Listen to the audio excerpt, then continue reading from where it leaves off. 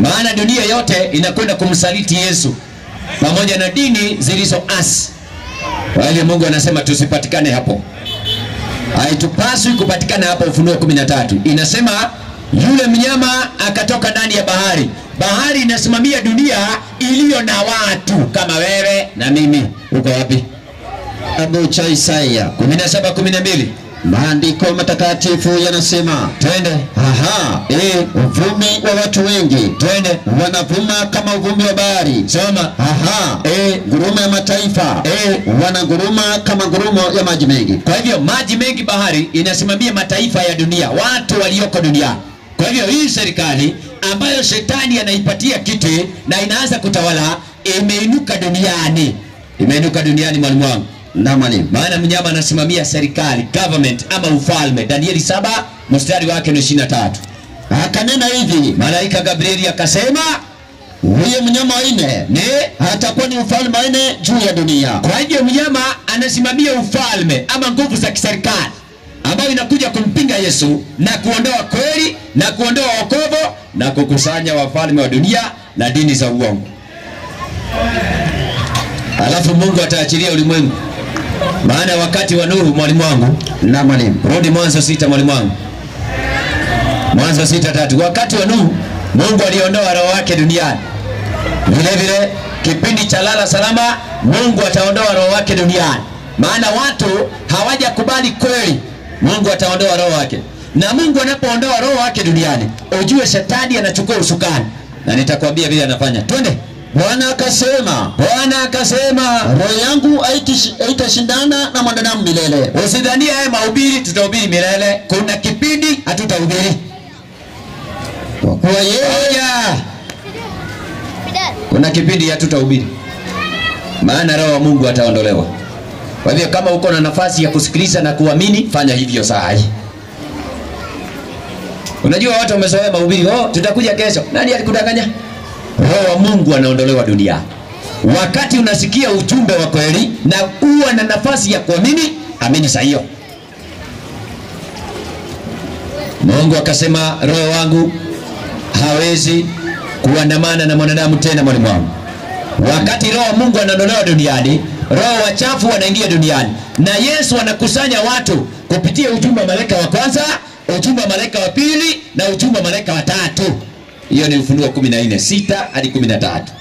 Na shetani naye Ufunuo 16:13. Angalia, nikaona roho tatu za uchafu. Yohana anasema nikaona roho tatu za uchafu zilizovana na vyura, zikitoka katika kinywa cha yule njoka na katika kinywa cha yule mnyama na katika kinywa cha yule nabii wa uongo.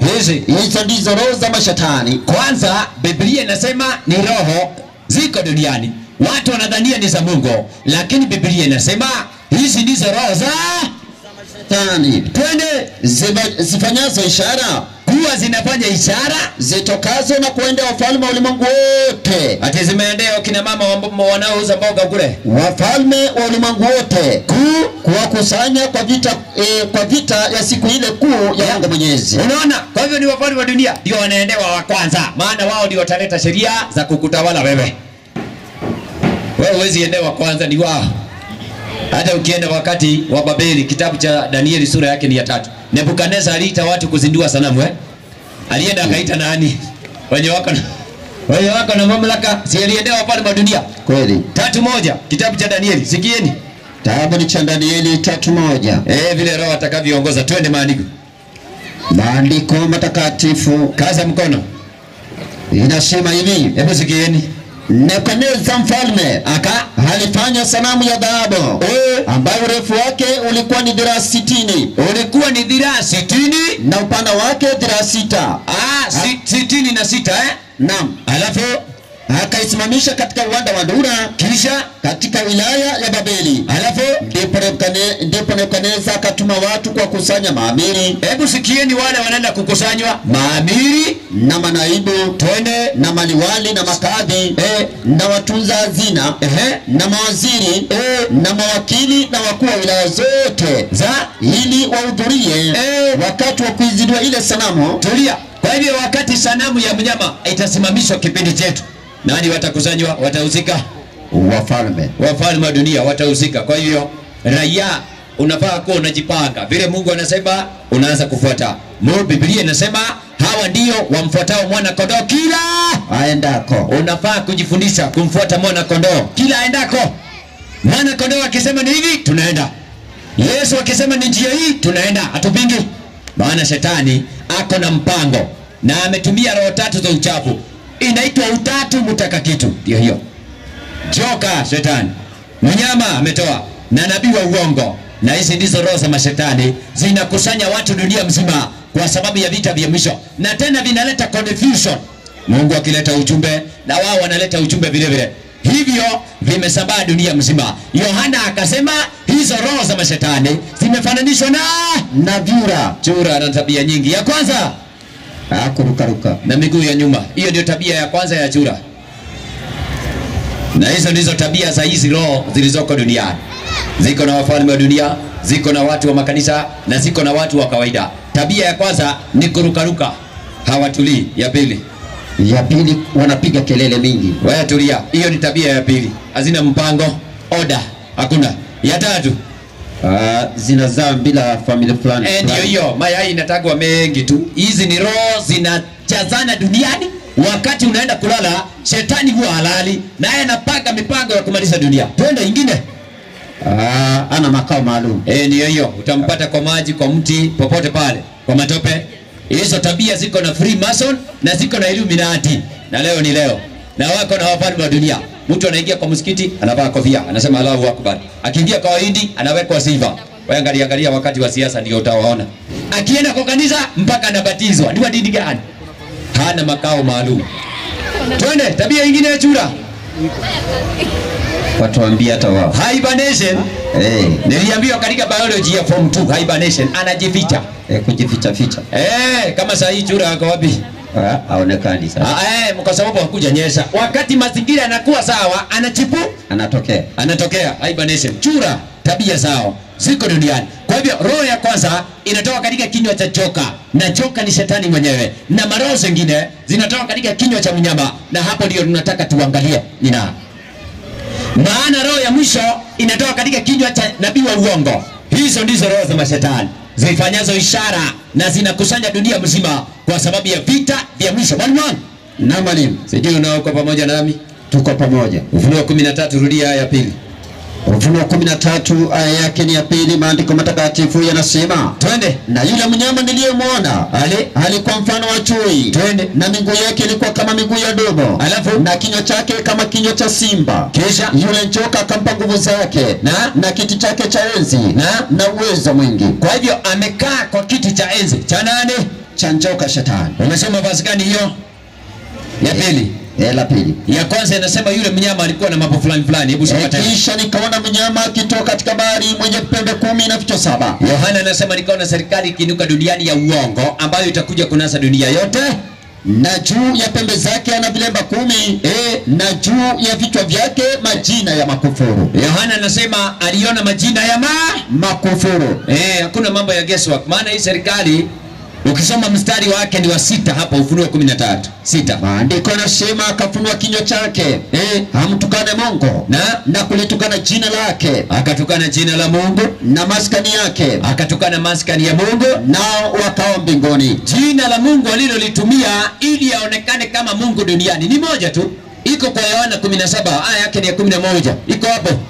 Kitabu cha Yohana 17:11 iko hapo. Maandiko matakatifu yanasema wala mimi simo tena ulimwenguni, lakini hawa wamo ulimwenguni, nami naja kwako. Nani? Baba mtakatifu. Yesu anasema anarudi mbinguni kwa nani? Baba mtakatifu. Lakini duniani kuna nani? Baba mtakatifu. Yesu anasema na alikuja kwa jina la Baba yangu, hamjanipokea. Saa hiyo ukiuliza watu Baba mtakatifu ni nani, wanasema ni nani?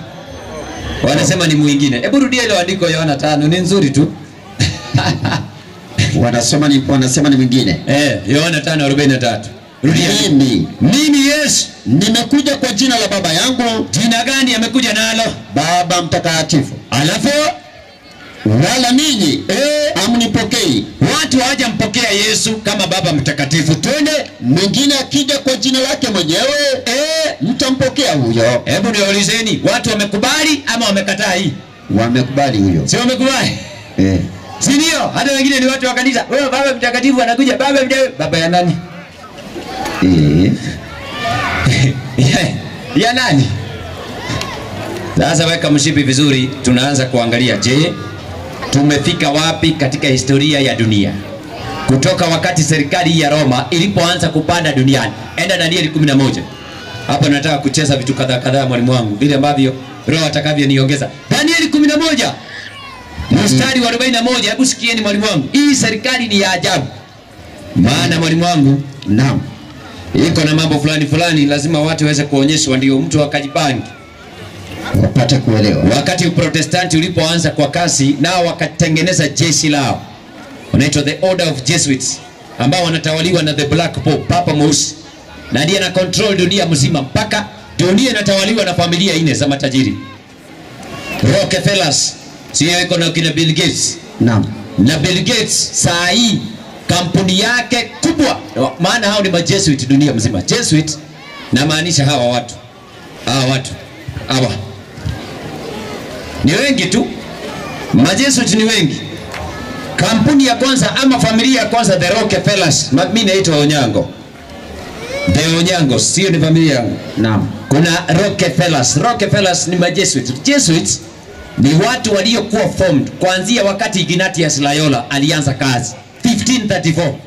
Leo tuko 2020 na 1534 ni zamani kweli. Unaona mwalimu wangu, hiyo ni miaka nyingi. Hata sisi tumezaliwa tukakuta hiyo system iko tu mwalimu wangu, kweli. Sasa leo tunataka kuonyesha watu tumefika wapi na ni kwa nini Mungu ameleta ujumbe wa malaika wa kwanza, wa pili na watatu, ili watu waweze kuelewa. Unaona? Kwa hiyo mwalimu wangu, hebu kaa kwenye maandiko. Nilikupatia andiko gani? Danieli 11:41. Ngoja kwanza. System hii ikaanzisha ibada za watu ambao wako duniani na wakawa na mipango mibovu, maana dunia hii mwalimu wangu unaona ni kuisha inaisha. Ni kweli inaenda kuisha. Nataka kupitia nyanja ambayo nakupatia nafasi upumue, maana kuna njia nataka kupitia sio ya kawaida. Barikiwa. Usije unanielewa? Na kuelewa. Kwa hiyo kwanza ni vizuri tupige ombi, maana nimeona nikishawishika nifanye hivyo. Sawa. Wacha tuombe. Baba yetu mfalme, tunakushukuru sana jioni ya leo. Umetupatia nafasi ili kwamba tuweze kutangaza tena ujumbe huu ambao sio wa kawaida. Bwana, ikiwa ndio utakuwa usiku wa mwisho, jina lako litukuzwe. Tunapofunua vinywa vyetu kutangaza ujumbe huu, tubariki na uwepo wa Roho Mtakatifu. Utulinde na malaika watakatifu wenye uweza. Na Bwana ukabariki wote wanaosikiliza maandiko yote utakayo watu kuyaelewa. Nikumbushe ni atoe kulingana na mapenzi yako. Katika jina la Yesu tumeomba na kuamini. Amina. Amina. Sasa Isaia 24 mstari wake ni wangapi? Ni wa 20. Hebu sikieni kwanza, tuanzie pale. Maana dunia imevamiwa na lazima watu waonyeshwe. Si kazi si kukaa kwa makanisa ati kuibaiba. Hiyo si kazi. Kazi ni kujua tuko wapi katika historia ya dunia. Okoeni watu na moto wa jehanamu. Hiyo ndio kazi Mungu ametupatia. Dunia inalewalewa kama mlevi. Dunia inalewalewa kama mlevi, nayo inawalewala kama machela. Hii dunia Mungu akiangalia imeanza kuyumbayumba kama machela, na mzigo wa dhambi zake utailemea, nayo itaanguka wala haitainuka tena. Weka hiyo kwa akili, tukuje polepole. Na wale wanajaribu kuombea dunia, wengine ni watu wa kanisa, wengine hata zaidi hawajui hawasoma maandiko. Maana ulimwengu ulipovamiwa mwalimu wangu, na kanisa lilipo sense wakati wa Reformation, walipoangalia Jesuits wameanza kuingiza ndani ya kumaliza Uprotestanti mwalimu wangu. Ndio wimbo ulio bora 2:15. Kwanza wakasema tukamatieni wale mbweha, na wakasema ni mbweha wadogo wadogo, na kazi yao ndani ya Biblia. Na uangalie vizuri mwalimu wangu. Naam. Hii kabla sijakupatia orders. Haya, soma. Wimbo ulio bora 2:15. Sikieni. Maandiko matakatifu yanasema, watu wa Mungu walikuwa nalia wakisemaje? Tukamatie mbweha. Ate wale mbweha wandogo. Kwanza wanasema tukamatie mbweha. Alafu wanasemaje tena?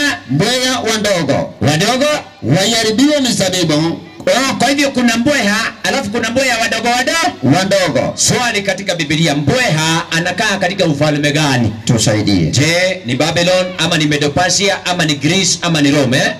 Naam. Luka 13. Mbweha ni title ya system ama ufalme fulani duniani. Na Yesu mwenyewe anatambua katika Luka 13:31. Saa ile ile Mafarisayo kadha wa kadha walimwendea wakamwambia, toka hapa mahali pengine, twende, kwa sababu Herode anataka kukuua. Anasema Herode anataka kukuua, mfalme wa ufalme wa Roma. Akawaambia, nendeni mkamwambia yule mbweha. Nendeni mkamwambia yule mbweha. Akawaambia, endeni mkamwambia yule mbweha. Hakumtusi, as cunning as a fox. Maana walikuwa na ujanja. Hakumtusi. Hiyo ni tabia yao, ujanja. Na ukienda Danieli 11 aya yake ni 36 inasema vivyo hivyo. Wakati ulimwengu Mungu atauachilia kwa sababu ya uasi. Na kuna njia mingi Mungu anaachilia ulimwengu. Njia ya kwanza ni kuondoa roho wake duniani. Maana watu wako na Biblia na wamekataa kufuata. Kwa hivyo Mungu anaondoa roho wake duniani. Na Mungu anapoondoa roho wake duniani, wafalme wa dunia na wengine wanaoingiwa na shetani, kuna vituko wanaanza kufanya ili wakusanye dunia upande wao. Vituko. Na ndio nataka nikuonyeshe. Soma hiyo. Na mfalme atafanya kama apendavyo. Mfalme atafanya kama apendavyo, na atajitukuza na kujiadhimisha juu ya kila mungu. Atajitukuza na kujiadhimisha juu ya kila mungu, na atanena maneno ya ajabu juu ya Mungu wa miungu. Alafu na atafanikiwa mpaka ghadhabu itakapotimia. Kwa hivyo huyo mfalme atajitukuza. Roma ya kipapa ndio hii. Mfalme atajitukuza na wanatembeanga wawili kama mke na mume. Maana hawa ndio mandume wawili ambao wanamaliza historia ya dunia. Mmoja anakamata dini na serikali, mwingine anakamata serikali peke yake. Na ndio naona ndio aweze kumaliza dunia hii, uweze kuwa upande wake, lazima akamate nchi ya Marekani na aitumie vilivyo. Jana nilikuwa naangalia video ya Donald Trump. Anakuja kutangaza mambo ya coronavirus. Mnajua uongo. Wacha niwaambie ni mchezo unaochezwa. Mwalimu wangu. Na mwalimu. Twende Danieli 11 aya 41 kwanza. Maandiko yanasema, sikieni, tena ataingia katika hiyo nchi ya uzuri. Lazima aingie katika nchi ya uzuri, wafanye handshake ya kwanza. Twende. Tena na nchi nyingi zitapinduliwa. Anapoingia Marekani, nchi nyingi zitafanyweje? Zitapinduliwa. Hiyo weka kwa akili, maana Marekani ndio ita influence mataifa mengine yote kwa kitu kinaitwa the new world order. Lazima ujue. Lazima ingie Marekani nchi na wafanye handshake ya kwanza. Handshake. Hebu nisaidie na Mathayo 14 kwanza 23. Mathayo 14:23. Mathayo 24:13. Sijui ni Mathayo ama ni Luka, soma tusikie. Ama ni Marko. Herode na Pilato. 23:14. Haya, wacha tusome Luka. Barikiwa. Luka 23:12 hapo. Wacha nikuletee watu wawili ndani ya Biblia. Tunaanza na Agano Jipya. Na alafu tutaenda Old Testament, nikuletee wengine wawili. Historia lazima ijirudie. Twende. Luka 23:12 inasema, basi siku ile siku Yesu amekamatwa na anaenda kuuawa, Herode na Pilato. Enda pole. Wa kwanza Herode, wa pili Pilato. Wakafanyaje? Walipatana kwa urafiki. Walipatana kwa urafiki. Kwa nini? Kwa maana hapo kwanza, huko nyuma, walikuwa na uadui wao kwa wao. Sasa ukiona watu wamekamatana urafiki popote pale na walikuwa maadui, ujue kuna kitu inaiva. Amen. Wacha nikufungue akili. Ujue kuna kitu inaiva. Na kitu ambayo inaiva itakuja kulipuka na watu wa kanisa hawatajua ngo. Hata saa hii inaiva. Hata saa hii inaiva.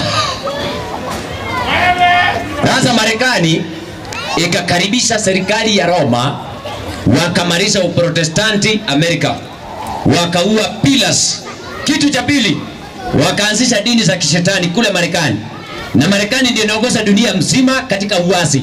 America was to be the greatest Protestant nation on earth. Protestant maanake tunapinga kanisa Katoliki. Lakini sasa anaingia mpaka kwa bunge. anatoa speech. Sasa wamechukua Marekani wameigeuza kuwa puppet.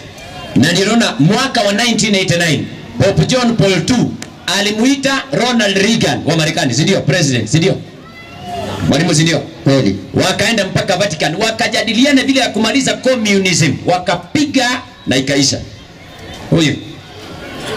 Sasa huyu ndiye ana control dunia kama Jezebel wa zamani. Ndio naona mlima Karmeli kulikuwa na Ahabo anayesimamia wafalme wa dunia na kulikuwa na manabii wa uongo, si ndio? Naam. Jezebel alikuwa wapi huyu? Alikuwa huko nyuma, Alikuwa ametulia tu. enda usome hata Marko sura yake ni ya 6 nyumbani. Utaona wakati Herode anatengenezea karamu, wakina nani? Herode huyu alitengenezea nani karamu? Wakuu wakuu viongozi. Alafu akaita nani acheze hapo? Je, akaita Salome. Salome. Mama yake alikuwa wapi? Mama ya Salome alikuwa hapo akicheza akikunywa. Alikuwa ametulia tu. Au alikuwa amejificha kule nyuma, anakuanga nyuma ya pazia, controlling the events from a distance. Huyo utamuona hapo. Sasa kitu cha kwanza wanachofanya kuunganisha dunia katika uasi wa mwisho ili walete one world government. Rudia Ufunuo 17:12 ndio niingie mahali nataka kusema. Nimekuwekea mpaka map na utaona kwenye internet United Nations walitoa map ya kugawa dunia sehemu 10. Zamani, si saa hii. Airudia. Na zile pembe 10 ulizoziona ni wafalme 10. Ngoja, 1 North America, namba 6 South America, ndio wamepanga hiyo. Namba 2 iko hapa, namba 8 iko hapa, namba 5, namba 10, namba 9, namba 3 na namba hiyo namba ngapi? Namba 4. Hivyo ndio wamegawa dunia hata saa hii. Kwa sababu watu ni wengi, shida ni mingi, wanataka kucontrol population. Na hapo ninakuja saa hii. Alafu wanataka kucontrol mambo ya dini. Wanataka kuingiza vitu vyao. Wamegawa dunia sehemu 10. Wewe unadhania Kenya yetu iko namba ngapi ukiangalia? Pale nani? Si hapo kulikuwa na handshake juzi? Naam. Inaiva pole pole. Ngojeni italipuka kama bomu. Ndio hii. Hapa inaiva. Pole pole tu. Pole pole. Watu wasome Biblia, inaendelea pole pole. Inaendelea pole pole. Taratibu. Na watu tunafaa kuelewa Mungu amesema kitu gani. Lazima tujue sauti ya Mungu na tuweze kuifuata, maana Yesu anasema katika Biblia, hawa ndio wamfuatao mwana kondoo kila aendako. Haya. Na kwa sababu sasa wanaenda kuunganisha dunia, kitu ambacho kinaenda kuleta, angalieni huku tu. Wanakuja kuleta one world government, one world religion, one world economic system. Na ndio unaona dunia hii inatawaliwa na familia 4 Rockefellers ya kwanza. Wakati Obama alitoka Marekani, raia wa Marekani karibu wampige na wamfukuze, maana kuna wakati alienda kutembelea the Bilderberg Society mwalimu. Naam. Saa hii marais wa Marekani wote wako kwa Skull and Bones secret societies mwalimu. Naam. Hizi ni jamii za kisirisiri, Illuminati iko hapo kuna Freemason. Wakapinga. Yule rais wa Marekani aliyejaribu kupinga aliitwa John F. Kennedy, na alimalizwa. Enda usome historia. Hakuna mtu anapinga hii serikali. Marekani ndiyo kuongoza taifa zote katika uasi. Rockefellers wako pale, Bilderberg Society wako, kuna Rothschild Society, na Rockefellers wako hapa hii. Saa hii ofisi zao ziko hapa. Na hawa majesuit pia Kenya hii wako na ofisi zao. Wapi? Cooperative College Ngong Road kule mwalimu wangu. Karen Cooperative College. Na wameandika kubwa sana, the Order of Jesuits, the Society of Jesus, wanajiita hivyo. Wanadai kuleta misaada, lakini kule nyuma wako na agenda za kuunganisha dunia na kurudishia mamlaka papa anayetawala Roma. One world government, one world religion. Sasa kwa sababu Bill Gates mwalimu wangu, Bill Gates mwenyewe yeye ako katika familia inaitwa the Rockefellers. Na ukienda kwenye internet haijafichwa mwalimu. Kweli. Wameweka kitu kinaitwa ID 2020. ID 2020 walisema ya kwamba mataifa yote kupitia mwaka wa 2020 wakuwe na vitambulisho mpya. Enda usome na Google utaona hapo. Kwa maana wanataka kubadilisha system za dunia. Alafu dini ziingie, alafu watu waingizwe box. alafu watakatifu wa Mungu wasimame kivyao. Hapo ndio utaona mchezo wa paka na panya. Hujawahi kuona dunia hii. Wahubiri ndio tutajua ndio kina nani. Sasa hapa kwa sababu Bill Gates ni tajiri mkubwa, naye yuko katika Rockefeller, the Rockefeller Foundation mwalimu. Naam. Wameketi juzi Bill Gates amesema he is stepping down from the Microsoft company kama board members Naam. Anasema anataka concentrate katika mambo yake. Mambo yake ya kwanza anafanya concentration, maana Bill Gates ndiye ametoa chanjo sana Naam. Chanjo. Na Africa ndio inakuwa testing ground kama hujawahi kujua. Foundation. Ndio inakuwa kwa sababu gani? Watu si ni wengi duniani. Kweli. Tutawapunguza aje? Si tuende hapa kwanza tufanye testing.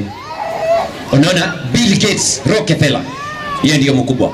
Jambo la pili, Marekani sasa hivi imekamatana na serikali ya Vatican kupitia Jesuits. Wameenda kwenye laboratory sasa hivi vile tunaongea.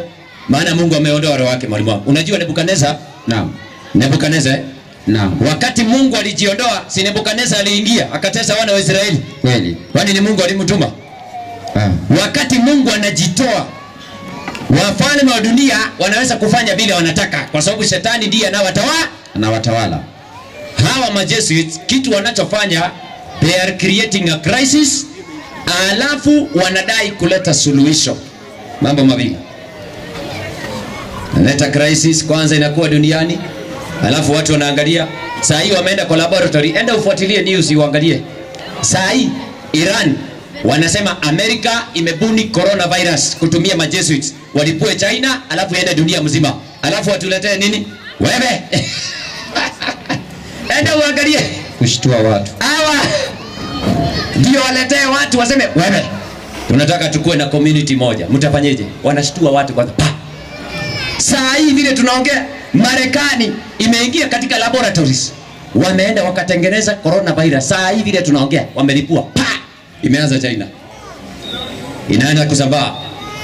Alafu ukifika unasikia serikali za nchi mbalimbali. Kama sasa nimesoma Rwanda asubuhi. Rwanda wamefunga makanisa yote. Na weekend ijayo hakuna makanisa tunaenda, mjue hivyo. Hata Kenya sasa hii itatangazwa. Siko sasa iko news. Hakuna watu wataenda ibada. Shida ni gani? Shida na Gikomba kumejaa watu. Gikomba magari imejaa watu za abiria.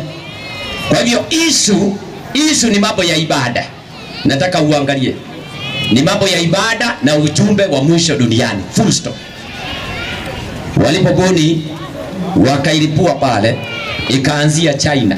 Sasa inaenda ikisambaa kila mahali. Alafu hao Rockefellers hawa, maana wanadai kuleta suluhisho, kuleta dawa. Watakuja kutuletea dawa tu. Si hata AIDS walitengeneza AIDS. Si ndio walileta Rockefellers? Wanadai kuleta dawa. Wameleta gani ingine, magonjwa gani ingine? Juzi nilikuwa naangalia kwenye internet kule Afrika, sijui ni nchi gani, watoto wamekufa, walipewa chanjo, testing, wakakufa wote. Nilikuwa naangalia nikashtuka, Mungu. Kwa nini? Tuende Mwanzo 47. Wacha tulete mfano ulio hai. Tunaenda Mwanzo 47. Suluhisho, wanataka kushikanisha dunia katika uasi. Mimi hata nikikosa kuhubiri, najua wale majirani wangu lazima niwahubirie ukweli. Na hii mahubiri sio muda mrefu hatutafundisha. Wapende wasikilizeni. Shetani amekoroga hata watu wa makanisa hawaoni. Ukimpatia Biblia haoni. Mtu anasema kanisa na serikali ni kitu kimoja. Kivipi? Chochote serikali itasema unakubali. Kivipi? Kanisa, Yesu alisema, soma hiyo kwanza. Luka 20 mstari wake ni 25. Soma hiyo. Umekuja vizuri.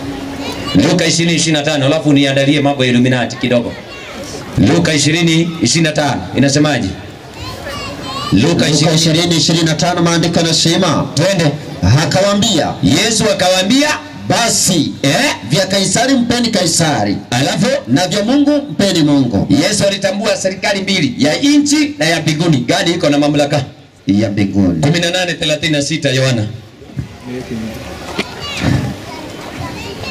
Kwa hivyo wameanza kukusanya dunia. Wanataka kuleta one world government. Kwa hiyo lazima watu watishiwe kidogo. Papa. Waambie hapana. Sasa fanyeni hivi. Kwa maana ugonjwa imekuwa mingi, fanyeni hivi. Tunataka kuleta ibada moja dunia. Na Yesu, tunataka kuleta ibada moja duniani. Tufanyeje? Maana inaitwa one world government. Tunaenda Genesis sahi. Mwalimu soma. Yesu akajibu, ufalme wangu sio ulimwengu huu. Ufalme wangu sio ulimwengu huu. Kama ufalme wangu ungekuwa ulimwengu huu, kama ufalme wa Yesu Kristo ungekuwa ulimwengu huu, watumishi wangu wangenipigania nisije nikatiwa mikononi mwa Wayahudi. Asante. Kwa hivyo akasema kama ungekuwa dunia hii, inamaanisha kipindi cha mwisho watu wa Mungu lazima tujiandae na tumfuate mwana kondoo. Mwalimu wangu. Aya, Genesis chapter 41 verses 15. Anzia pale. Katika nchi ya Misri kulikuwa na viongozi wawili. Kulikuwa na Yusufu na kulikuwa na Farao. Yusufu akaanza kufanyia kazi Farao, maana kulikuwa na kiangazi na njaa katika nchi ya Misri. Na Misri ya sasa ni ulimwengu wote, maana Misri ni dunia. Mungu anatangaza mwisho tangia mwanzo. Aya, Genesis 41 verse 15. Soma.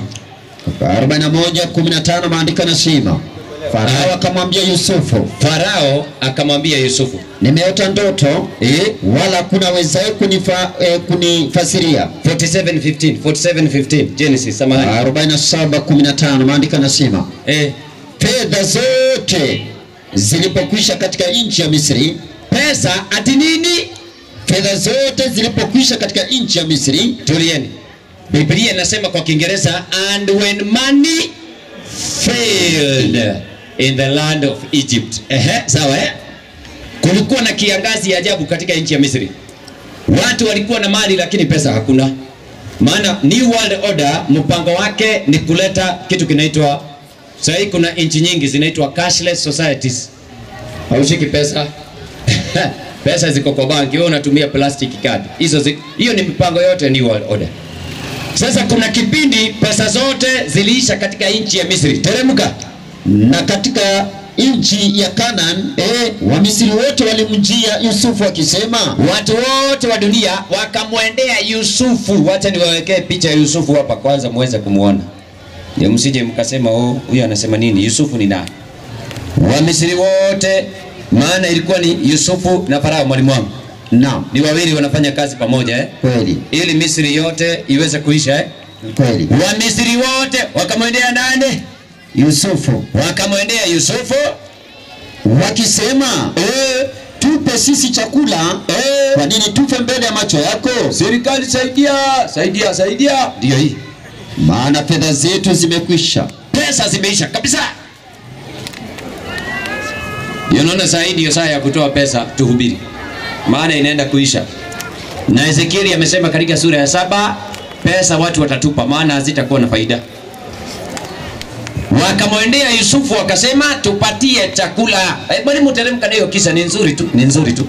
Maandiko yanaendelea kusema, maana fedha zetu zimekwisha. Twende. Yusufu akasema, toweni wanyama wenu. Angalieni, chukueni wanyama wenu nami nitawapa chakula badala ya wanyama wenu. Watu wanafanya exchange. Chochote uko nacho kwa nyumba, peana, utakuwa mtumwa. Tunaenda kwa kitu kinaitwa alama ya mnyama mwenye nambari 666. Na watu hawataweza kuuza wala kununua isipokuwa wamekubaliana na chapa ya huyo mnyama. Huko ndio tunaenda. Kwa hivyo lazima watu watasarenda kila kitu walicho nacho. Twende. Kama fedha zenu zimekwisha. Wakaleta wanyama wao kwa Yusufu. Yusufu akawapa chakula badala ya farasi, badala ya kondoo na badala ya ng'ombe, na badala ya punda. Naye akawalisha chakula badala ya wanyama wao wote mwaka ule. Twende. Mwaka ule ulipokwisha, wakamjia mwaka wa pili wakamwambia, tumfichi bwana wetu ya kwamba fedha zetu zimekwisha, na makundi ya wanyama ni mali ya bwana wetu. Ati makundi ya wanyama waliofuga pia ni mali ya nani? Ya bwana wetu. Wewe ngoja uone sarakasi inaenda kufanyika dunia hii. Twende. Hakikusalia kitu mbele ya bwana wetu, ila mili yetu na nchi yetu. Wanataka kuuza nini ya mwisho? Ya kwanza mili na nini? Na nchi. Ngojeni mtaona sarakasi. Nchi lazima ichukuliwe na wenyewe. New World Order. Nchi. Aya. Teremka na andiko. Kwa nini tufe mbele ya macho yako sisi na nchi yetu? Utununue sisi. Ati utununue sisi na nchi yetu kwa chakula. Ngoja, nani anapeana misaada kama sahi? Nani wana control World Bank kama sahi? International Monetary Fund ni akina nani hawa watu? Chukueni nchi yetu. Tupatieni chakula na msaada. Chukueni nchi. Fanyeni vile mnataka. Ndio naona watavunja hiyo Africa. Region number 8 itatoa president mmoja na inaendelea kuiva jikoni. Wajua utakuja kuangalia, utakuja kusema soma mwalimu wangu, teremka. Utumie sisi na nchi yetu kwa chakula, na sisi na nchi yetu tutakuwa watumwa wa Farao. Watakuwa watumwa na nani? Wa Farao. Kwa hivyo dunia yote itaenda kumtumikia nani? Farao. Kwa hivyo kulikuwa na Yusufu na nani? Na Farao. Kwa hivyo Yusufu kazi yake ni kuleta dunia mzima kwa ibada ya nani? Ya Farao. Shika hapo, weka kamba ya Biblia, twende Ufunuo 13. Tuongee lugha watu wanaelewa. Unarudi hapo saa hii. Ufunuo 13:11. Ufunuo 13:11. Dunia yote Misri inaenda kumtumikia nani? Farao. Na pesa zitaisha. Pesa. Money must fail. Economic system zitaanguka zote. Pa! Yote. Kwa hiyo kama unaishi mijini, ole wako, anza kujipanga. Kisha nikaona mnyama mwingine akipanda juu kutoka katika nchi, naye alikuwa na pembe mbili mfano mwana kondoo. Twende. Akanena kama joka. Marekani inaongea kama joka. Nchi nyingi lazima zipinduliwe, katiba zipinduliwe. Hata sisi tutaenda kupiga referendum hivi karibuni kwa sababu ya nchi kupinduliwa. Hiyo lazima ujiandae. Lazima tulete mambo ya ushoga, lazima tulete mambo mengi tu. Ushoga lazima uingie, mambo hayo ujiandae. Hapo ndio utajua wahubiri wa kweli ndio kina nani. Kwa hiyo mwalimu wangu, naam, anafanyeje huyo mnyama? Marekani anafanyeje? Twende. Na atumia uwezo wote wa mnyama yule wa kwanza mbele yake. Marekani inatumia uwezo wote wa mnyama wa kwanza mbele yake. Twende. Na ifanya dunia na wote wakao ndani yake wamsujudie mnyama wa kwanza. Kwa hiyo Marekani itaongoza dunia yote na wale wanaokaa ndani yake. Baada ya kugawanya dunia sehemu 10, watu warudi kwa ibada ya huyo mnyama. One world religion.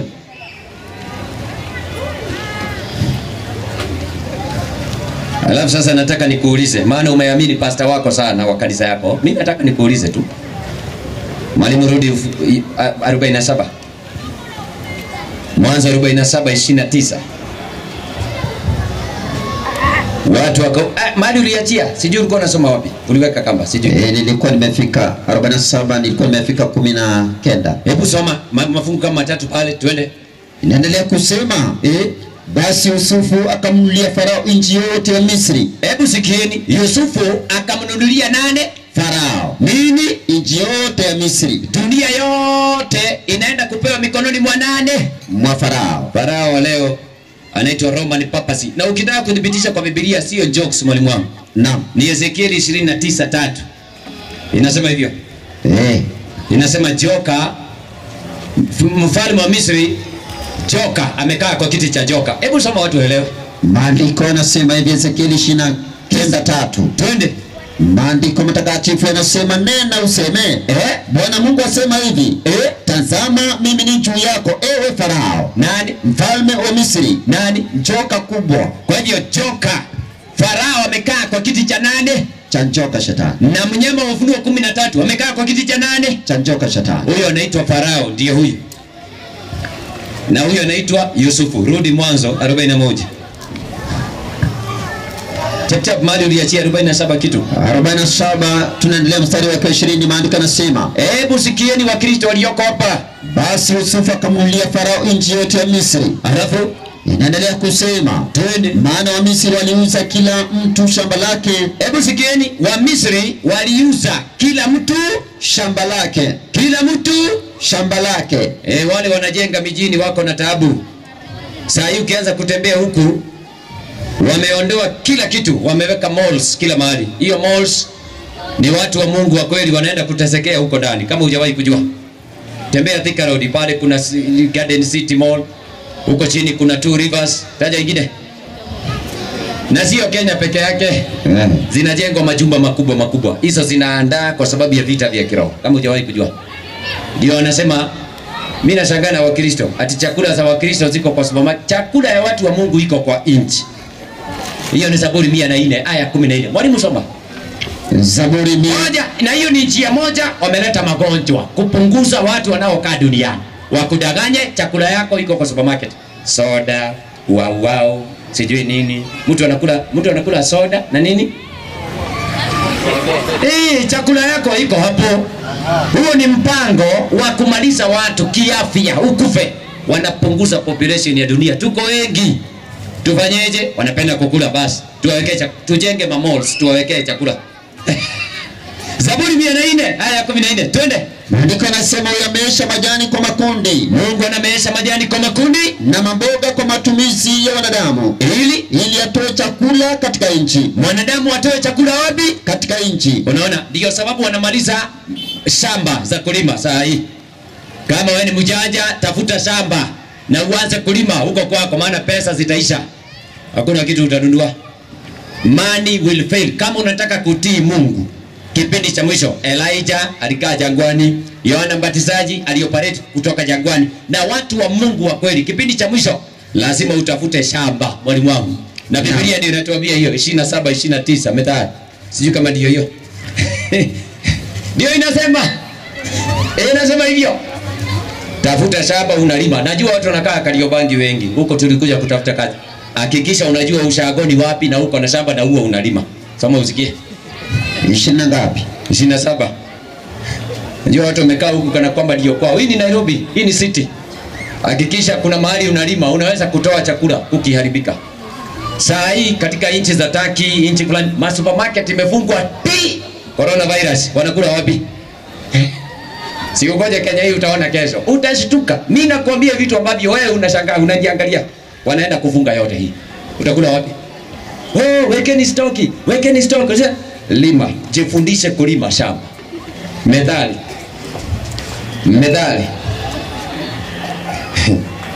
Methali mwalimu wangu 27.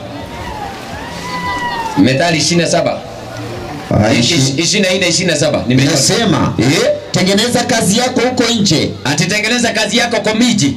Huko nje. Utengeneze kwa miji. Huko nje. Alafu jifanyizie kazi yako tayari shambani. Kazi zako wapi? Shambani. Wewe endelea kukaa kwa city kana kwamba ni kwenu. Mungu anasema tutengeneze kazi zetu wapi? Shambani. Alafu malizia. Inaendelea kusema, twende. Ukiisha jenga nyumba yako. Ukimaliza ujenge nyumba wapi? Huko mashambani. Endeleeni kukaa city, maana huku zitaenda. Yote inaenda kuchukuliwa. Mimi sio nabii lakini sina mpango wa kuwa nabii. Lakini wacha nikwambie ukweli. Bwana Yesu asifiwe. Bwana asifiwe. Wametupigia hesabu ya Better Housing juzi. Nimepigia watu wakaanza kucheka. Hiyo nyumba ndio uishi inataka uko umelipa 1.2 million Piga hesabu. Na kila mwezi sijui natoa nini 15% Tumepiga na mtu wa mshahara wa 30,000. Imetupatia miaka 100 na kitu. Alipa hiyo pesa ndio ikuwe nyumba yake. Nani ataishi hiyo? Enda upige hesabu. New World Order. Jenga nyumba yako, lima shamba, nguashe, cabbage, carrot. Anza kujifundisha. Kama hujui ushago, wewe unakaa hapa. Kesho enda ukate ticket ya kwenda ushago. Mimi nakuibia siri mapema. Huku kutaharibika huku. Hii mnaona watu wamejenga huku. Nimekuambia mapema. Ai. Nakwambia mapema kinaenda kuumbana. Uanze kulima. Uanze kupanda vyakula vyako. Na kando na hayo, ujue dunia inaenda kufanya one world religion. Twende Genesis 47. Tuone ni nini lifanyika unapo tusubiri tu. Ndiko naendelea kusema. Soma verse 29. Haya, watu wakauza mali zao, wakasema tutakuwa mtumwa wa Farao. Alafu malizia. 21 inasema. 29. 29. Sikieni. Maandiko yanasema hivi. Siku za kufa kwake. Genesis 47:29. Wacha nianzie 21. Nataka 29 mahali kwa sababu ya muda, sijui. Ama ni 41:29. Genesis mahali ulikuwa unasoma mahali watu walileta mashamba zao. Ilikuwa ni Genesis chapter 47. Verse 29 ndio ulikuwa nataka, kama ni 24 sijui. Inasema Wacha nianzie 21. haya soma. Maandiko yanasema akawahamisha watu. Yusufu ati nani huyo? Yusufu akafanyeje? Akawahamisha watu. Akawaweka katika miji. Ati akawarudisha mashambani walime, ama waliopeleka wapi? Akawaweka katika miji. Mpango wa shetani ni watu wajazane wapi? Mijini. Na mpango wa Mungu ni watu wakae wapi? Mashambani. Walime. Si uende hapa Mathare uone vile watu wamekaa. Watu wamekaa, mtu ni baba ako na familia ya watoto wanne. Wanakaa kwa squat. Si angekaa ushagosi wangelima. Ukifungua mlango umeingia kwa jirani. Mungu akupanga. Kaa huko, lima shamba. Alafu hapo inakuwa crime. Ukahaba, usherati, yani uvituko. Eri watoto wangekaa tu nyumbani. Uwaonyeshe kuna shamba wanaweza kulima wapate mapato. Wanajazana hapa, enda Kibera, enda pale slums. Mungu wako kusudia na mpango huo huko hata saa hii. Watu wanasema nini? Kujeni Nairobi mtafute nini? Kazi. Si watu wanasoma mpaka PhD saa hii? Ndio. Kenya si ndio? Kweli. Pesa ziko wapi za kulipa? Wewe. Tayari. Ni mpango huo. Aya soma 29. Aya mwisho. 23 nasema twende. Yusufu akawaambia watu. Yusufu akaambia watu, angalieni, nimewanunua leo, ninyi na nchi yenu, kuwa mali ya Farao. Kuwa mali ya nane? Ya Farao. Wewe unadhania Farao anakuja kuleta ibada gani ya lazima huyu? Kama atanunua dunia, ataleta ibada gani? One world religion. Ni nini ninazungumzia? Maana anaenda kununua dunia yote kupitia Yusufu. Wanaenda kuleta ibada gani? Mwalimu wangu. 26 nasema, sikia, Yusufu akaifanya sheria kwa habari ya nchi ya Misri hata leo. Kwa hiyo Yusufu anaenda kuweka sheria gani? Enda Ufunuo 13. Leta kitabu ya Sunday Law. Wanaenda kuleta sheria. Na sheria hii inaenda kukiuka sheria ya Mungu. Wanaenda kuleta sheria. Hii kitabu kinaitwa The National Sunday Law. Imetayarishwa na watu wanaoishi Marekani. Sunday Law Movement ndio hii. Iko kwa giza vile wanavyofanya na Majesuit. Wanaenda kuleta one world religion. Wanaenda kuleta ibada ya Farao. Kinatoka 150. 150. National Sunday Law. Niandalie ile video ya wale maprotestanti wa makanisa ya Jumapili vile wanasaini ile Sunday Law. Alafu Waadventista mlioko hapa muangalie. Mnadhania tulikuwa tunahubiri zamani tofauti, saa hii imebadilika maana muda ni mchache. Haya mwalimu soma. Ufunuo 13 aya yake ni ya 15. Maandiko yanasema hivi, hebu sikieni. Akapakutia pumzi katika ile sanamu ya mnyama. Sanamu, Uprotestanti utaunganika dunia mzima kama saa hii. Na watapuliziwa pumzi na Roma watapewa mamlaka waanze kufanya vile wanataka. Waprotestanti. Hii makanisa wa uongo naona imetuzunguka. Wanaenda kukataa Biblia. Sanamu, the image of the beast. Twende. Hata ile sanamu ya mnyama inene, na wataanza kunena na kuwafanya hao wote wasioisujudu sanamu ya mnyama. Wataanza kuwafanya, kulazimisha wale ambao hawataingia kwa ibada hizo za uongo wauawe. Wewe unadhania ni mchezo? Si ungoje. Ngoja utaona kama sasa hii kuna corona, si wataita maombi. Tuendeni tuombe. Tuende, kuna wale wanaoangalia hapa, kuna uongo hapa. Ndio kuna ile evangelical somezugu. Hata hiyo ni sawa. Kuna wale watakataa. Na shida zitaendelea kuongezeka duniani. Kutakuwa na njaa, kutakuwa na magonjwa, ugaidi utakuwepo, mambo mengi. Lakini kuna kikundi ambacho kitakataa miunganiko ya uongo. Watazidi katika ujumbe wa malaika wa kwanza, wa pili na watatu. Sasa watageuziwa. Teremka na andiko. Inaendelea kusema, naye hawafanya wote wadogo kwa wakubwa. Hata wafanya hata hiyo ni nzuri. Hata lakini sio hii. Maana ile wana sign kabisa. Donald Trump amekaa hivi ana sign. Ndio hiyo. Barikiwa sana. Naye atawafanya, atatumbia serikali za dunia. Wakati wa Elijah alipotangaza kuna shida, Elijah alikimbilia maisha yake. Naye atawafanya wadogo kwa wakubwa na matajiri kwa maskini. Atawafanya matajiri kwa masikini Na walio huru kwa watumwa. wafanyweje? Watiwe chapa katika mkono wao wa kuume au katika vipaji vya nyuso zao. Tena kwamba mtu awayote asiweze kununua wala kuuza isipokuwa na chapa ile. Chapa si namba, hesabu ya jina lake si chapa. The mark of the beast is not the number of its name. Maana hesabu ya jina ni ngapi? Ni 666. Haya, kuna mhubiri anaitwa PN Mackenzie. Wangapi wamemsikia katika Star Times TV? Ananijua vizuri maana tumegongana naye moja. Tumegongana naye sana. Anasema alama ya mnyama ni huduma namba. Anasema alama ya mnyama ni 666. Hiyo sio alama ya mnyama. Wacha basi tujifanye. Maana katika mahubiri yake nimeweka video zangu nikijaribu kumwambia, na unajua hasikii na ananijua. Katika mahubiri yake alinitaja katika mahubiri yake moja katika kanisa, akasema Franki Onyango Msabato, na nikajua ni mimi. Kwa nini? Anasema 666 ndio alama ya mnyama. Wacha tujifanye basi ndio hiyo. Si anasema ni huduma namba? Haya basi soma Ufunuo 19:20. Na nimemuuliza swali hata yeye hawezi kuelewa. Atajaribu kubahatisha lakini hawezi, na nimemwambia katika video tuje uwanjani tuelezee watu ukweli kuhusu alama ya Vatican. Alama ya Vatican sio alama ya Kenya. Alama ya Vatican ni gani? Haya 19:20 sikia. Yule mnyama akakamatwa, alafu na yule nabii wa uongo pamoja naye. Hebu sikieni hilo andiko, nabii wa uongo atakamatwa pamoja naye. Yeye aliyezifanya hizo ishara mbele yake. Nabii wa uongo anafanya miujiza na ishara mbele ya mnyama, serikali ya Vatican. Basi kwa hizo ishara na miujiza aliwadanganya watu wale waliopokea ile chapa. Haya tulia ya huyo mnyama. Sasa tuseme chapa ya mnyama ni 666. Sawa Ndio.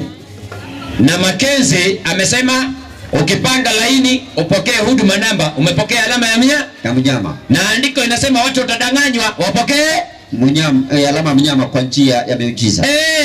Sasa utadanganywaje na miujiza? Nyinyi mliona miujiza wapi wakati tulikuwa tunachukua huduma namba? Mliona wapi? Hiyo ni uongo. Nebaheni Miriambo. Hiyo ni uongo. Wakati Donald Trump hata saa hii ametangaza, anasema hivi kuanzia Marekani, na ndio naona wale majaji 6 wa Supreme Court ya Marekani wote walikuwa Protestanti. Saa hii Katoliki. Saa hii wa Katoliki wote wameshaandaliwa. Ya pili, Donald Trump anasema kwa sababu ya crisis ambazo ziko duniani, kwa sababu ya coronavirus, kwa sababu ya nini? Sikia vile amesema, chezesha, sikieni. Na inaenda kwa katiba, sikia. Panisha sauti. Ngoja pinya pause. Amechukua mabishop na mapasta wa makanisa ya Jumapili, ndio hawa. Amewaita kwenye ikulu. Anasema Marekani tumevamiwa sana, magonjwa yameanza kuwa duniani, wacheni tuanze kuomba Mungu. Sawa? Si ndio anasema? Naam. Asikia vile anasema, chezesha. I just want to thank you all for being with us today because we're going to be signing a day of prayer. A day of prayer. Sunday. A special day, and I don't know when this was done last, but it's been a long time ago. Is that a correct statement? It's been a long time. Anasema we are going to sign a law that Sunday is a day of prayer. Ndio hii. Unajua hata Waadventista wengine wananishangaza. Wao wanakaanga tu. Bwana, dunia hii dunia hatuwezi kukaa sana. Trump alipoita makanisa ya Jumapili akasema we are going to sign as a state a day of prayer, tuitenge na kila mtu atatakiwa hapo. Hakuna kufungua duka, hakuna kuuza, tunataka kutii mamlaka. Na hiyo Sunday wanaoitii ni nani amevuruta kamba? Ni nani wanacheza kamba ya nani? Ya Roma. Roma ndio iko pale nyuma. Wanakuja kuleta one world religion. Cheza mwalimu wangu video.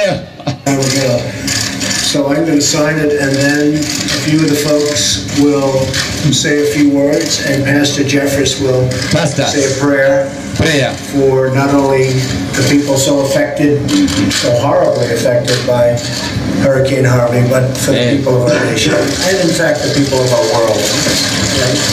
Haya, anataka hiyo sasa inaenda kwa bunge. Bunge litajadili. Kwa hiyo tayari imeshatiwa saini. Ndio hiyo. Sunday is officially a day of prayer, Marekani. So this is going to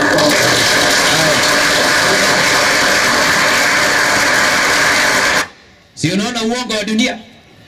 Atawafanya watu wote na kurudisha kwa ibada ya mnyama wa kwanza. One world religion inakuja. Na inaanza na Amerika. Ikitoka Amerika, nchi zote zitacheza hiyo mchezo. Hata Kenya utasikia kesho. Oh, tujitokeze tuombe. Unajua Sunday ndio siku ya kuomba. Uongo! Sunday gani? Mtawasikia huko. Wanarudisha watu kwa ibada ya Roma. Sio ya Mungu ya Biblia. Mungu hakusema hivyo. Dunia inaenda kukataa Mungu yote. One world government. Na tena wanasema wale watakubali alama hiyo, vipaji vya nyuso nani ndani ya mawazo, sio hapa. Kipaji cha uso maana yake mawazo. Andika Deuteronomy 18:11.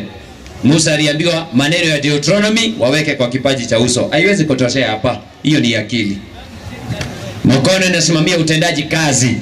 Ecclesiastes chapter 9 verse 10. Wale watakubaliana na alama ya Roma watakuwa wamekubaliana na ibada ya uongo katika mawazo na kwa kutenda kwao. Wakiambiwa kufanya kazi kuanzia Saturday, kuanzia Monday to Saturday, si wanafanya? Na ikifika Sunday watu wanafanyaje? Wanapumzika. Wanapumzika, wanafunga. Si Mungu alisema, ni Roma, sio Mungu. Wafalme wa dunia wamechukuliwa na ndio wanaenda kuleta sheria hizo za uongo. Sasa hivi wanatumia coronavirus. Alafu waende walete sheria zao. Waseme msiende makanisani, sasa ibada isifanyike, msihubiri kwenye makrusade na kikoba watu wamejaa. Sipofunge soko.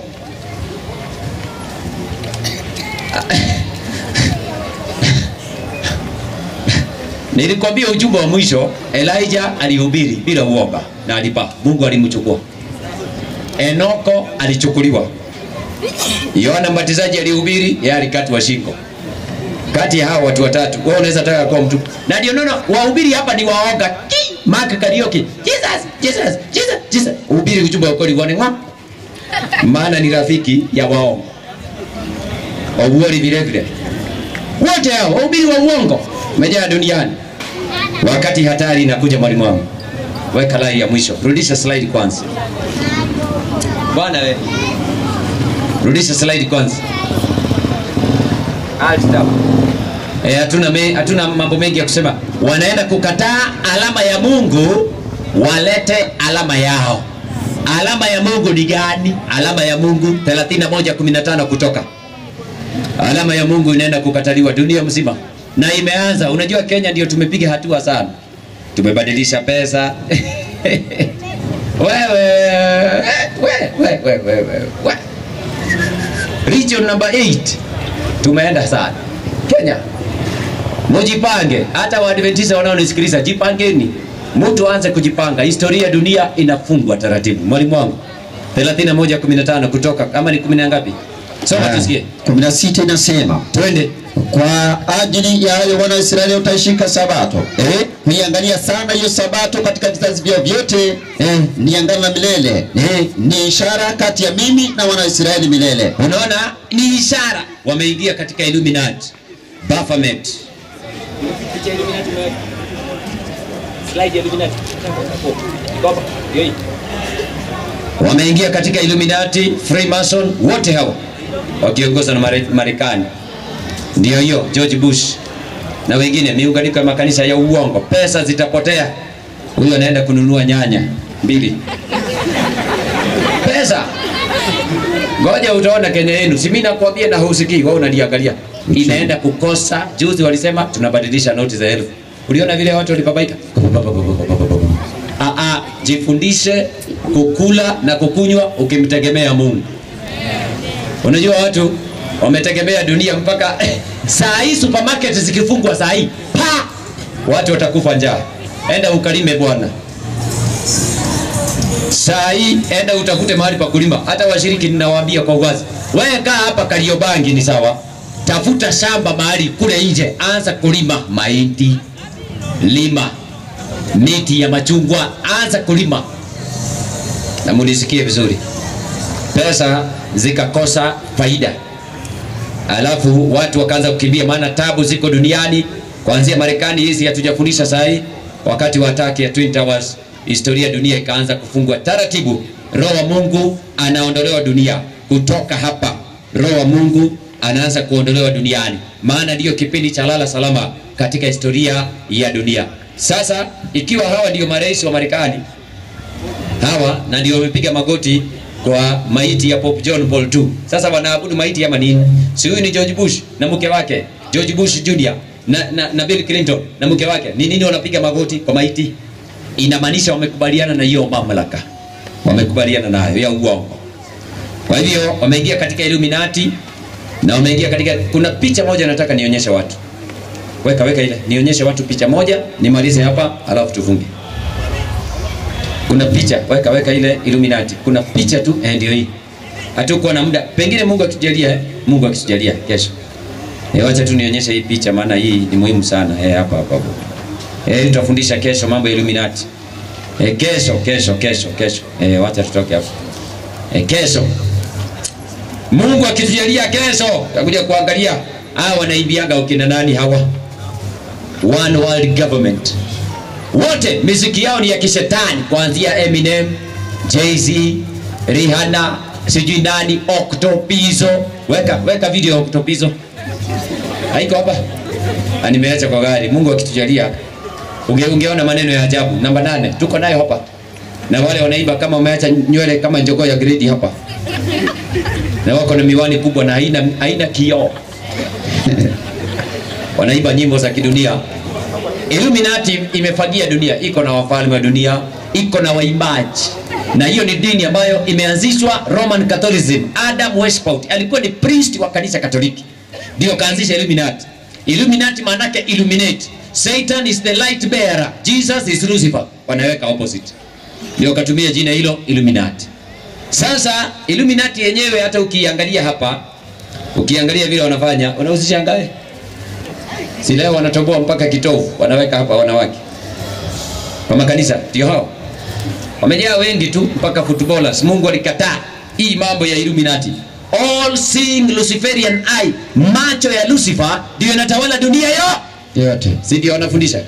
Naam. Na saa hii ukiangalia vile wamevamia Marekani, mimi nalilia sana Marekani, maana hii inchi ni inchi ambayo Mungu alikuwa ameiteua, ndio hii. Macho ya Lucifer, all seeing Luciferian eye, ndio hii. Na ukiangalia ndani ya dola ya Marekani ndio hii iko hapa. Na hii inakaa kama pesa yetu ya Kenya, si inakaa hii. Ukiangalia dola saa hii, uangalie euro na uangalie noti yetu mpya ya 100, hakuna tofauti. Iko na jicho. Tena noti yetu ya 100 iko na jicho.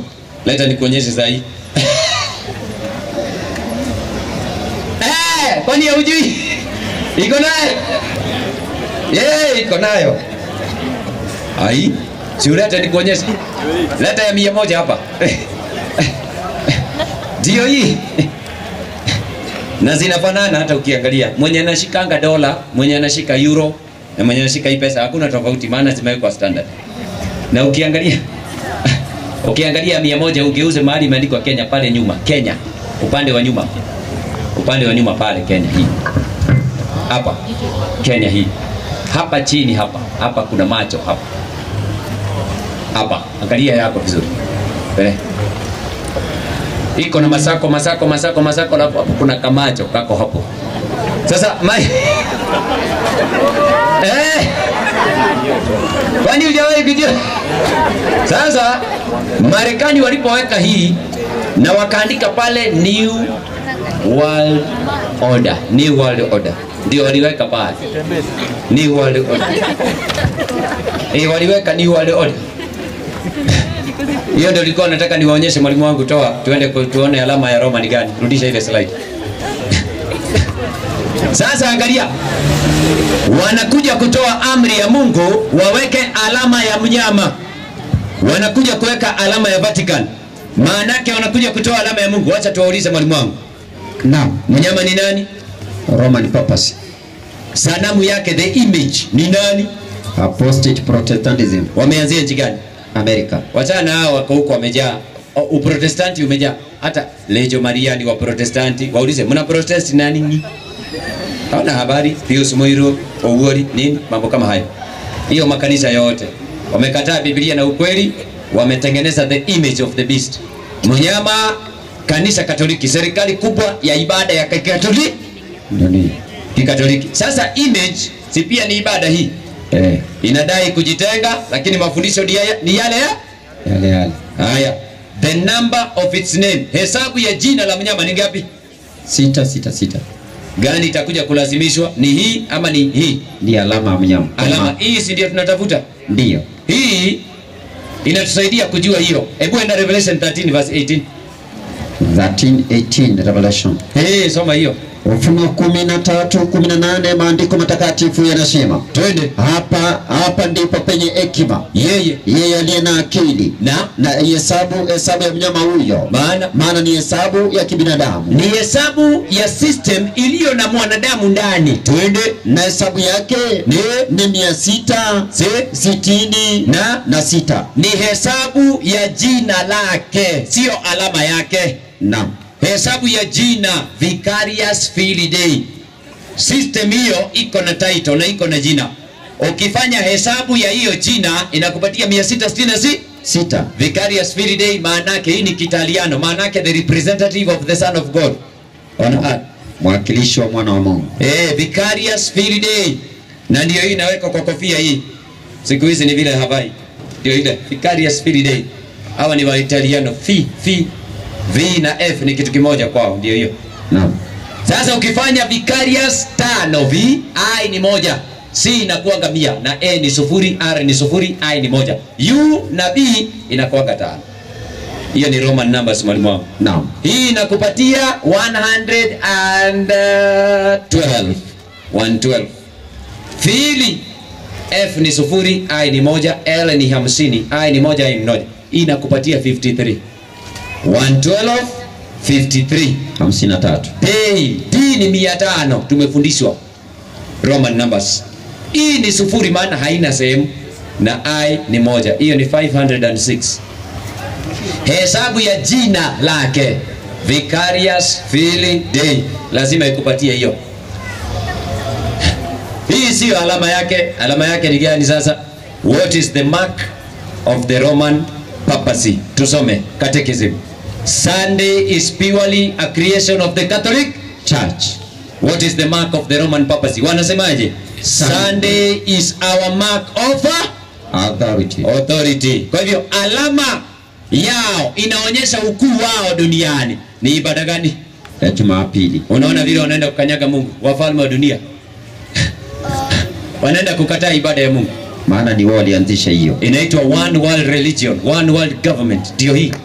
Wanaenda kukataa. Kwa hivyo itakuwa hivyo duniani. Mungu ametuonya na anatuambia, na itaanza Marekani. Marekani ndio ya kwanza. Sasa hii tayari wamesha saini. Nimekuonyesha, unaweza enda kwa YouTube uangalia. Maana hizo ni current videos. Utaona Trump tayari anaweka sahihi. Iende kwa bunge ipitishwe, baadaye nchi zote zianze kupitisha. Hata Kenya yetu. Na huko kwetu ndio tumeenda haraka Eastern Central Africa. Kwa hivyo kuna uwezekano nchi yetu ipitishe Sunday law mapema. Waadventista walioko nchi ya Kenya nimewaambia mapema. National Sunday law. Tuko na kitabu hapa kinaitwa National Sunday law. Unaweza kusoma zaidi. Hii inaitwa Great Controversy. Kitakusaidia pia kujua historia tangia wakati Yesu alienda mpaka sasa. Utaweza kuelewa. Kwa hivyo itakuwa ni taabu. Danieli 12:1 tunamalizia na maandiko mawili. Dunia yote itamstajabia mnyama huyo. Alafu kitu cha kunishangaza ndio aleta ibada ya Jumapili katika katiba zote, na hata katiba yetu ya saa hii section 2 inaitwa the supremacy of this constitution yetu ya Kenya. Naam. Section 2 paragraph 5 ya Isaya. Unajua watu wasomangi ama baba alishasoma? Soma. Ukisoma Isaya inasema any international laws that are passed by the international community will form part of the laws of Kenya. And usome section 2 paragraph 5. Kwa hivyo dunia yote itaenda kumwabudu mnyama wa Ufunuo 13. Utakuwa umesimama wapi? Crisis tayari zimeletwa. Na walipomwaga coronavirus tena wakaipeleka mpaka Italy. Sahi Italy wamefunga kila kitu huko. Sinaona vile watu ni wajanja. Naam. Anavuruta kamba nyuma ya pazia, analeta crisis, watu waone ni crisis. Kumbe nyuma anataka kuleta ajenda zake. Zimbabwe kumefungwa kila kitu. Rwanda zimefungwa, hata kwetu zitafungwa. Kwa hivyo Mungu amezungumza ndani ya neno lake. Mwalimu, andiko linasemaje? Danieli 12:1 maandiko yanasema, twende, wakati wa Mikaeli atasimama, alafu jemedari mkuu asimamaye upande wa wana wa watu wako, kisha na kutakuwa na wakati wa taabu. Hebu sikieni watu wa Kitaduro, kutakuwa na wakati wa taabu. Mfano wake haukuwapo tangu lilipoanza kuwapo taifa hata wakati huo. Tulia, Mungu anasema kutakuwa na wakati wa taabu. Haujawahi kuona? Wapendwa, kama utasikia sauti ya Mungu, Mungu atakulinda. Wakati mapigo yalianguka Misri, Mungu alilinda kambi la Goshen. Maana Israeli walikaa hapo. Tena walikuwa na kweli, ndio naona hakuna mtu alikombolewa Israeli kama hakuweka alama. Si waliweka juu ya milango yao? Naam. Bwana Yesu asifiwe. Amina. Si wana wa Israeli wote waliweka alama? Si Mungu alisema wachukue damu wapake juu? Ndiyo. Malaika wa uharibifu walipopita akaona damu, alijua hiyo ni nyumba ya nani? Ya Waisraeli. Vile vile leo, kama utakubali kuokolewa kipindi chetu cha mwisho historia ya dunia, kubali alama ya Mungu, ishara kati ya Mungu na watu wake, ibada ya kweli, sabato ya Mungu. Lazima ukubali hiyo, maana ibada hii itatenganisha watu wa dunia na watu ambao si wa Mungu.